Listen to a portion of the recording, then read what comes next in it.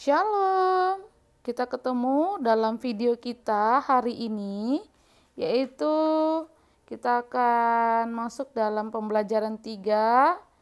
Temanya hari ini beribadah lewat sikap dan tindakan. Oke. Nah, sebelum kita masuk dalam pembelajaran kita hari ini, anak-anak Miss berdoa terlebih dahulu. Mari kita berdoa. Terima kasih Tuhan buat kasih setiamu yang Kau berikan bagi setiap kami, di mana pada hari ini kami siap dalam belajar agama. Berkati setiap anak-anak dan guru, bahkan beri hikmat sehingga setiap anak-anak bisa mengerti dan bisa mengaplikasikannya dalam kehidupan sehari-hari. Terima kasih Yesus, dalam nama Tuhan Yesus kami berdoa. Amin. Baik, nah walaupun kita belajar agama, tetap Miss infokan untuk membaca Alkitabnya, yaitu literasi, membaca Alkitab dari Mazmur pasal 22 ayat 23 sampai 32. Jadi nanti videonya bisa di stop sebentar untuk membaca, untuk literasi Mazmur pasal 22 ayat 23 sampai 32 ya. Setelah selesai literasinya baru lanjutkan videonya, oke? Baik. Materi kita hari ini dalam bab pembelajaran 3 beribadah lewat sikap dan tindakan ada 3 ya. Yang pertama manusia yang beribadah, yang kedua beribadah melalui tindakan sehari-hari, yang ketiga sikap beribadah yang dikehendaki oleh Allah. Oke, nah kita masuk dalam materi yang pertama, yaitu manusia yang beribadah. Nah, manusia adalah salah satu ciptaan Allah yang bernilai tinggi dibandingkan ciptaan lainnya.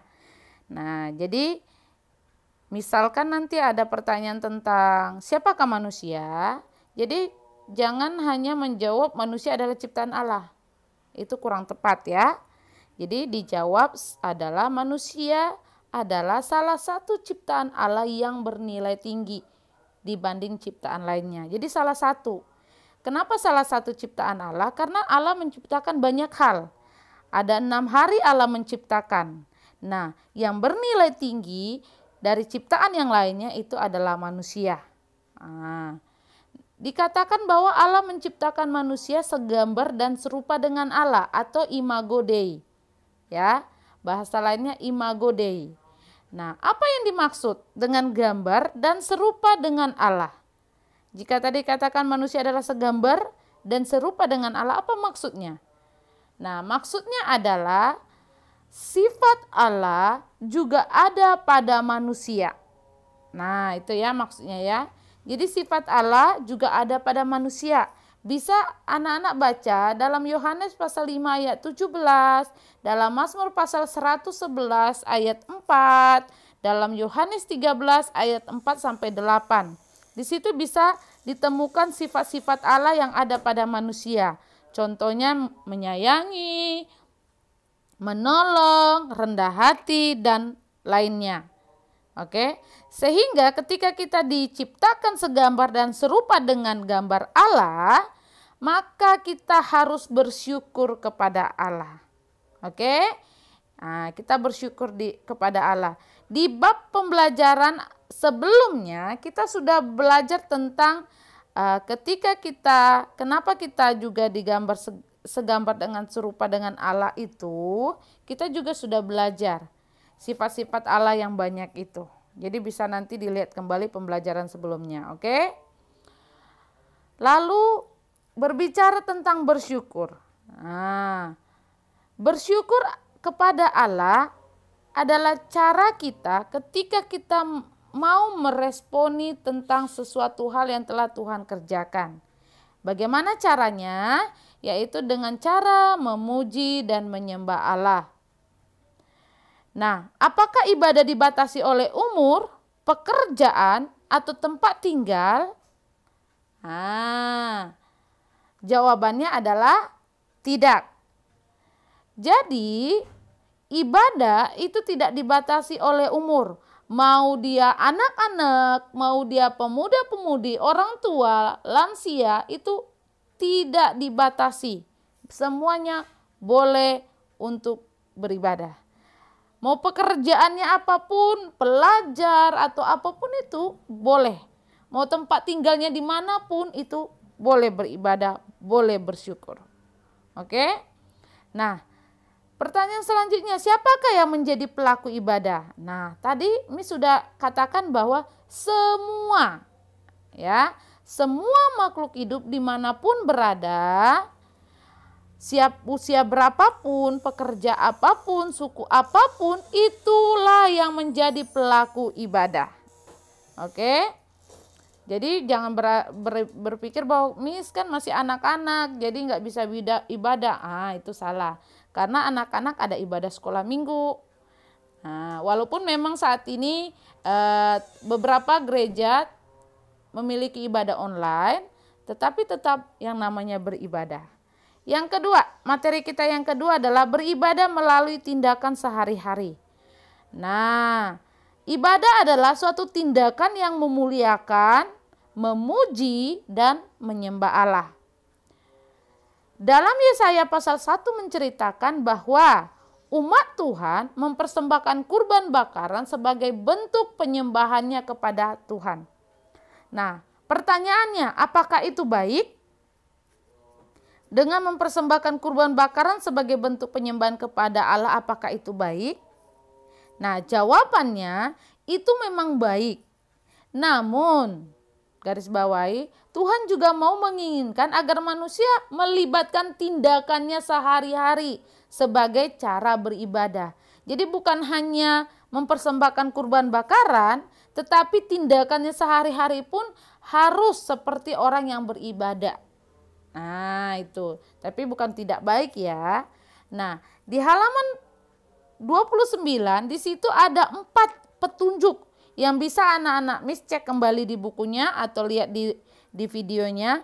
4 petunjuk cara mengetahui bahwa kamu sudah melibatkan tindakanmu sehari-hari sebagai wujud ibadah kepada Tuhan. Coba di cross check ya. Yang pertama, pastikan bahwa kamu tidak sedang bermasalah atau membenci orang lain. Jika itu terjadi, segera selesaikan dan ampuni mereka. Nah, mungkin anak-anak saat ini sedang kesal atau benci dengan seseorang atau teman-teman, segera selesaikan. Minta ampun sama Tuhan dan ampunilah mereka. Karena apa? Karena Tuhan akan mengampuni dosamu seperti engkau mengampuni dosa orang lain. Jadi ketika engkau belum bisa mengampuni dosa orang lain, nah itulah yang menjadi penghambat kita untuk ada dekat bersama dengan Tuhan. Oke? Yang B, pastikan bahwa kamu selalu mendengarkan nasihat positif dari orang tua, guru, maupun orang lain dan mau melakukannya. Nah, itu garis bawahi, melakukannya. Kadang-kadang kita hanya mendengar tetapi tidak melakukan. Nah, itu ya. Jadi ingat, bukan hanya mendengar tetapi mau melakukan. Oke? Itu perhatikan. Berarti kalau belum bisa melakukan berarti tindakannya belum mewujudkan ibadah ya. Yang C, yang ketiga, pastikan bahwa kamu mengerjakan segala sesuatu dengan tulus hati, sukacita, atas dasar kasih seperti untuk Tuhan, bukan karena paksaan. Nah, yang ini pasti kena kan sama anak-anak. Nah, ketika misalnya ada tugas yang diberikan oleh guru, nah, jangan lupa dikerjakan. Tapi dikerjakan bukan karena nanti tidak dapat nilai. Nanti miss atau misternya marah. Jangan. Tapi benar kerjakan dengan tulus. Karena apa? Karena itu adalah kewajiban yang dilakukan seorang pelajar, student, yaitu mengerjakan tugas. Nah, kerjakan. Kerjakan dengan sukacita, dengan senang hati. Nah, mengerjakan tanggung jawabnya. Sehingga apa? Sehingga anak-anak juga nanti akan mendapatkan haknya, yaitu nilai yang baik ketika sudah berusaha mengerjakan tugasnya. Yang keempat, petunjuknya adalah pastikan bahwa kamu melakukan tindakan yang benar, yang sesuai kehendak Tuhan. Ingat ya, tindakan yang benar sesuai kehendak Tuhan, bukan sesuai kehendak kita. Dan atau tidak melakukan yang jahat. Nah, kadang-kadang kan anak-anak berpikir bahwa tindakan kita sudah benar. Tetapi itu belum tentu sesuai dengan kehendak Tuhan. Ingat kembali 10 hukum Taurat dalam perjanjian lama yang telah diringkas juga dalam perjanjian baru menjadi 2. Mengasihi Tuhan dan mengasihi sesama. Ya. Jadi diingat, itu adalah perintah yang Tuhan berikan kepada manusia. Nah, itu adalah kehendak Tuhan. Nah, apakah kita sudah melakukan sesuai tindakan yang Tuhan mau? Ayo cross check ya. Baik. Nah, ketika kita cross check, maka kita akan masuk dalam materi ketiga, yaitu sikap ibadah yang dikehendaki oleh Allah. Nah, sebelumnya Miss mau tanya, saat sedang beribadah, apa yang kita lakukan? Bagaimana sikap kita? Bagaimana tindakan kita? Tingkah laku kita? Contohnya sekarang ibadah online. Apa yang sudah kita lakukan? Nah, saat kita beribadah kepada Allah, hendaknya ditunjukkan dengan sikap yang benar, agar tidak menjadi batu sandungan atau menyusahkan orang lain. Ya. Nah, ini dia gambarnya yang sedang membaca bersama-sama membaca Alkitab. Nah, atau bersama dengan mami, papi, atau dengan koko, cece, bisa ya. Nah, ada beberapa hal yang harus diperhatikan saat beribadah. Apa itu ya? Nah, perhatikan di bukunya loh. Itu ada di bukunya di halaman 30. Yang harus diperhatikan, beberapa hal yang harus diperhatikan di halaman 30 ya. Di bukunya. Di underline, don't forget. Nah, ibadah yang harus diperhatikan yang pertama, ibadahnya itu hanya tertuju kepada Allah. Ingat, tertujunya hanya kepada Allah. Jangan ibadahnya di situ pikirannya di situ raganya, tubuhnya, tetapi pikirannya tidak tertuju kepada Allah. Pikirannya mungkin, aduh tugas yang lain belum selesai, aduh sudah lapar atau sebagainya ya.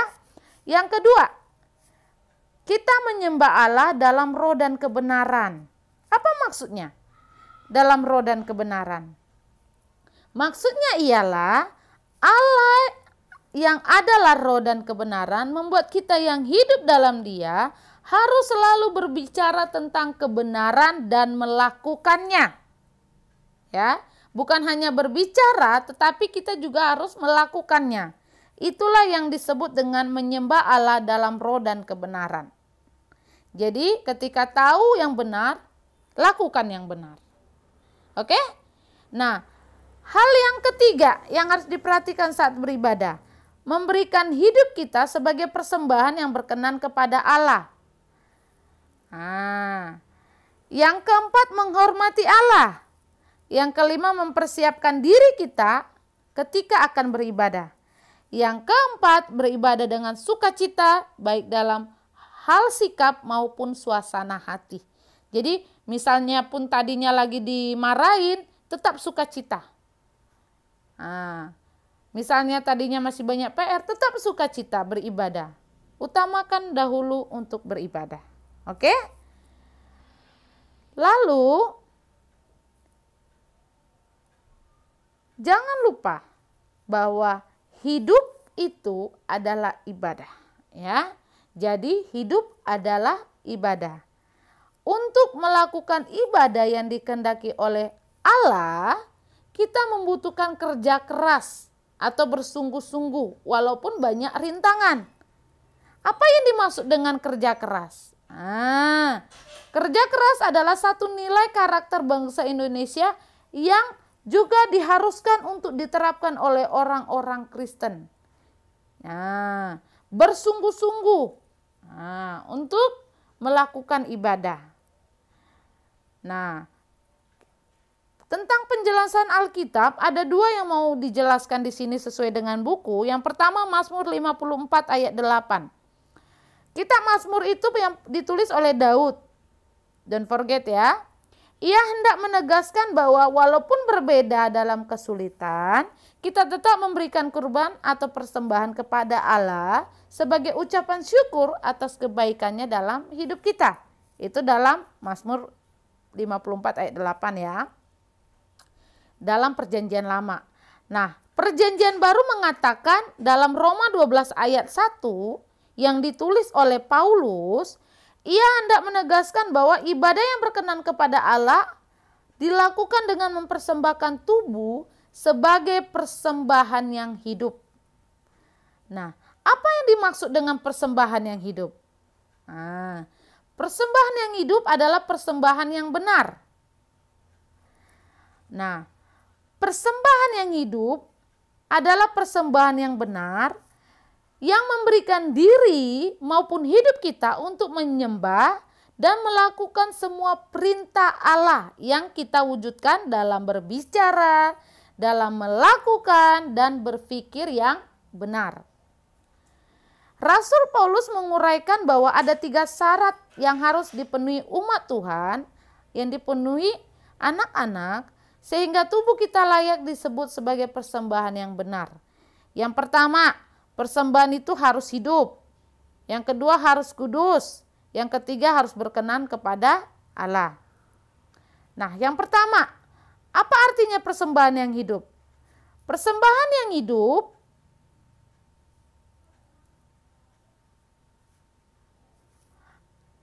artinya memberikan diri maupun hidup kita dalam menyembah dan melakukan. Sehingga kita memberikan diri kita untuk menyembah dan melakukan segala yang diperintahkan oleh Allah. Nah, persembahan yang hidup itu juga persembahan yang benar adalah persembahan yang hidup. Nah, setelah manusia ditebus, maka manusia harus mematikan manusia lama. Ya, maksudnya apa? Maksudnya adalah waktu kita yang sering melakukan kesalahan, kita lepaskan. Sehingga apa? Sehingga kita melakukan yang benar. Contohnya anak-anak juga ketika sering misalnya ogah-ogahan atau malas mengerjakan tugas, berubah menjadi yang rajin mengerjakan tugas, yang rajin membantu orang tua di rumah, merapikan buku, kamar atau buku-buku dan yang lainnya. Oke? Nah, kalau ketika kita sudah dewasa, kita sudah percaya, maka kita akan diproklamirkan melalui sakramen, yaitu baptisan. Nah, itulah kenapa orang-orang dewasa ketika sudah dewasa, mereka melakukan sakramen baptisan. Jadi kalau anak-anak itu biasanya itu ada penyerahan gitu ya ke gereja. Oke, orang yang telah lahir baru, merekalah yang disebut dengan persembahan yang hidup. Karena mereka telah dihidupkan kembali oleh Roh Allah. Persembahan yang benar yang kedua adalah persembahan yang kudus. Ini masih menurut Rasul Paulus ya. Setelah manusia lama dimatikan, maka manusia yang baru harus tetap menjaga kekudusan. Nah, kekudusan atau hagios dalam bahasa Yunani itu artinya dipisahkan atau dikhususkan. Nah, itu ya arti kekudusan ya. Sehingga apa? Sehingga yang telah lahir baru harus dipisahkan dari dunia. Maksudnya apa? Maksudnya tidak boleh hidup lagi dengan melakukan dosa. Tidak boleh lagi melanggar peraturan. Tetapi anak-anak harus melakukan yang benar, melakukan apa yang diperintahkan dengan sukacita. Oke? Dan yang ketiga, persembahan yang benar itu adalah persembahan yang berkenan kepada Allah. Nah, ketika kita dalam menjalani kehidupan dari manusia baru yang telah ditebus dan dikuduskan oleh Allah, kita juga harus tetap menjaga kehidupan kita. Tetap kita berusaha untuk melakukan yang benar di hadapan Tuhan. Oke? Oke. Nah, Allah telah memberikan kita akal budi agar kita bisa berubah dari kebiasaan kita yang tidak baik menjadi kebiasaan yang baik. Itu artinya tidak sama lagi keadaan kita dengan keadaan yang semula.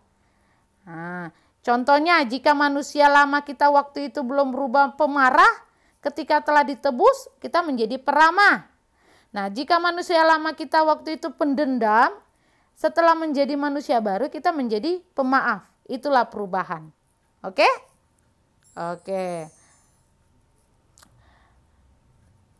Nah, mengapa ada akal budi? Nah, karena akal budi inilah yang menjadi pusat kehidupan manusia, yang menuntun manusia sehingga manusia bisa melakukan perubahan yang baik tersebut. Nah, itulah yang diberikan oleh Allah. Nah, Kolose 3 ayat 2 mengatakan menjadikan tubuh kita sebagai persembahan yang benar, mengubah pemikiran kita. Roma 12 ayat 1 sampai 2, karena itu saudara-saudara demi kemurahan Allah aku menasihatkan kamu supaya kamu mempersembahkan tubuhmu sebagai persembahan yang hidup, yang kudus dan yang berkenan kepada Allah. Itu adalah ibadahmu yang sejati. Janganlah kamu menjadi serupa dengan dunia ini, tetapi berubahlah oleh pembaruan budimu, sehingga kamu dapat membedakan manakah kehendak Allah, apa yang baik, yang berkenan kepada Allah dan yang sempurna. Jadi Roma 12 ayat 1 sampai 2 ini menjadi ayat hafalan bagi anak-anak Miss. Dihafalkan dan Jumat depan Miss akan tanyakan kembali waktu kita ada Zoom. Oke? Oke. Kesimpulan hari ini bisa dilihat di bukunya di halaman 31 sampai 32 atau di video ini ada 4. Bisa dibaca kembali dan dilihat kembali. Oke? Jangan lupa ada materi yang tidak ada di buku tetapi ada dalam video ini, dicatat kembali dalam notebook agar ketika nanti ada top test anak-anak bisa melihat kembali materinya. Oke? Oke, sampai jumpa pembelajaran selanjutnya. Terima kasih. God bless you. Bye. Jangan lupa berdoa ya. Oke? Oke.